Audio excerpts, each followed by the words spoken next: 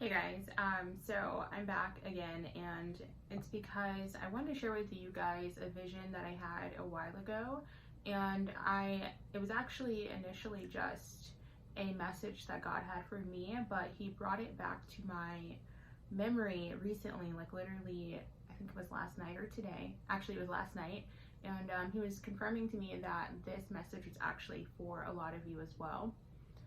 So I want to kind of go into the vision that he gave me, and I want to explain what it means. And I know this is going to hit home for a lot of you because, this is going to actually give you revelation actually. So in the vision, I was in a dark room and there was a spotlight, and you guys know how there's like spotlights in movies on characters so they can be in a dark room.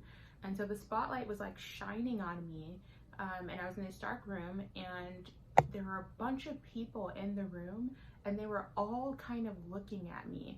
The spotlight was shining on me, and they were all looking at me, and they were looking at me like their eyes were like about to pop out their eyes, and they were all looking at me, and I was backing into a corner, and the spotlight was just shining on me. They were all in the dark, and they were all looking at me, and they were staring at me so intensely that it backed me into a corner, and I curled up in the corner with my knees up against my chest, and I just sat there and I put my head down. And so I just felt like the vision was so strong. I felt like I was actually there in the moment. I felt like I was actually being backed into a corner. It felt so real in that moment. I thought it was actually there. So I did a lot of journaling around it to figure out what that meant. And so it took me a couple of days for God to actually give me revelation on what that vision meant.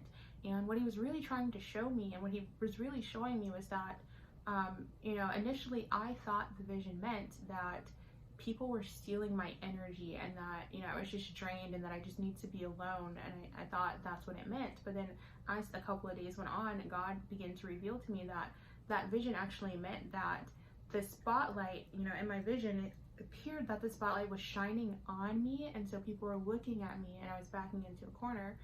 But God began to reveal to me that the spotlight wasn't shining on me, but it was coming from me.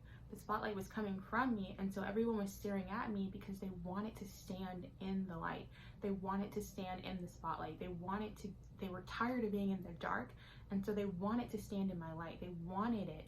And so I felt so drained of energy, and I felt it backed me into a corner because there wasn't enough room for all of us to stand in the light. It was so many people there. There wasn't enough room for all of us to stand in the light, so I just backed into a corner. I put my knees up to my chest, and I put my head in my lap.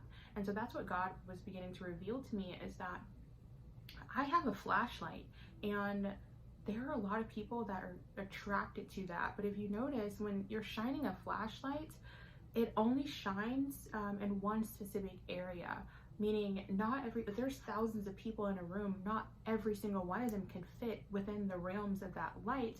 Eventually someone else is going to have to get a flashlight. And so what God was beginning to show to me and reveal to me is that a lot of people have a flashlight, and really what that is just the Holy Spirit. A lot of people have the Holy Spirit and the oil of the Holy Spirit on you.